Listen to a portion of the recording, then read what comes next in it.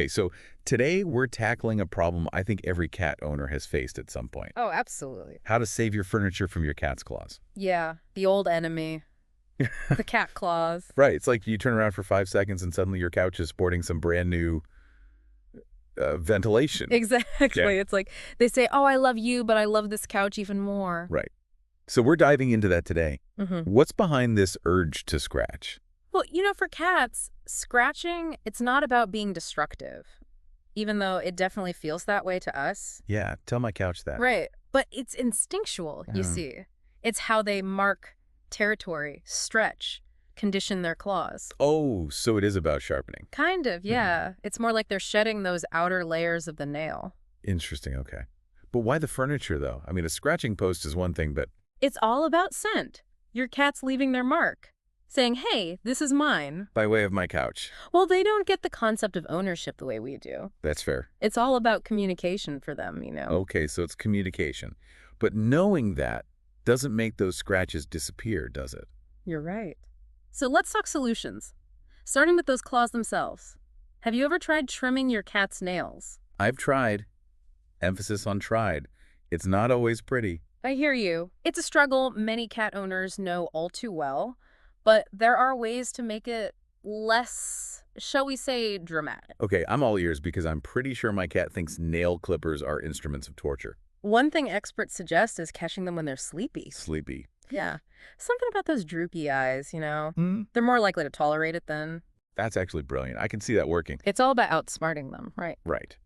But what about those cats who are, let's just say, energetically challenged when it comes to sleep? Ah, yes. The always-on type. Well, in those cases, you might need to resort to a little bribery. Bribery, huh? You mean? Treats. Of course, treats. What cat can resist a good bribe? Exactly. Treats. Yeah, that's like cat kryptonite, right?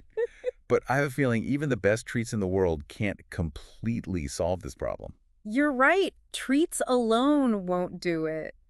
We've got to think about what else is driving this behavior. Okay, so what else is there? I mean, besides the obvious, like my cat just loves the feel of my couch being destroyed under his claws. Well, for one, cats are drawn to certain textures. You ever notice how they love scratching on rough surfaces? Oh, absolutely. Anything with a good weave on it, forget it. That's like a scratching post invitation for my cat. Exactly. They love sisal, cardboard, things like that. It satisfies their urge to scratch way more than a smooth surface. So basically, my entire living room is a scratching post buffet. It all makes sense now. Kind of, but that's where actual scratching posts come in. You gotta give them an appealing alternative, right? Okay, sure. But then there's that whole other challenge of convincing the cat to use it. Mine seems to think the post is for, like, decoration. Next to the couch he's busy destroying. Placement is key there. You really gotta think like a cat. They love scratching in areas that are prominent. So put that scratching post front and center, not hidden in a corner. So, like, right by the couch he loves so much. Yep. It's like redirecting the behavior. They go to scratch the couch, bam, there's this awesome post right there. Okay, makes sense. But there are so many different kinds of posts out there. How do you even choose? What makes a good scratching post? Like cat approved? Good question. First off, you need something sturdy. Cats need to feel secure when they're digging in. No wobbling allowed. Oh yeah, I learned that the hard way. Mine tipped over once while he was going at it. Scared us both half to death. Exactly. They won't use it if it's not stable. Then there's the material. Like we said, Cecil's great. Cardboard's popular too. You kind of got to experiment and see what your cat prefers. It's like finding the perfect pair of shoes, but for your cat's claws. There you go. It's all about finding that perfect fit. Okay, so we've got the claws trimmed. We've got our strategically placed, super sturdy scratching post. Yeah. But what about those moments when you can just tell they're about to go for something they shouldn't? Like you see that glint in their eye and you're just like, nope, don't even think about it. Yes. The I'm about to wreak havoc glint. We all know it well. Right. So what do you do? Well, there are a few tricks you can try. One that a lot of people have success with is double-sided sticky tape. Sticky tape. Yeah. Huh? Cats hate the feeling of it on their paws, so it works as a deterrent.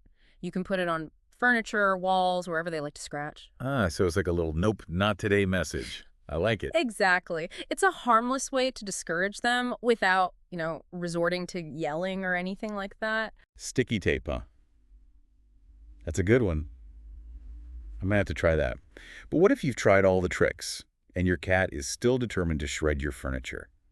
Is there anything else you can do? Well, there's one more option we haven't talked about yet. Okay, lay it on me. Soft paws. Have you heard of those? Yeah.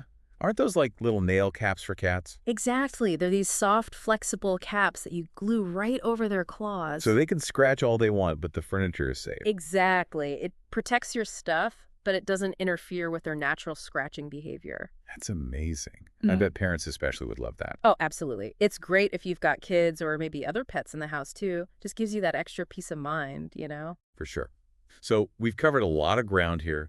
We've talked about understanding why cats scratch, how to trim their claws, those all-important scratching posts, and even some deterrent tricks like sticky tape. And of course, those soft paws, they're a great option too. Totally. But I think the biggest takeaway here is that it's not about fighting against your cat's instincts.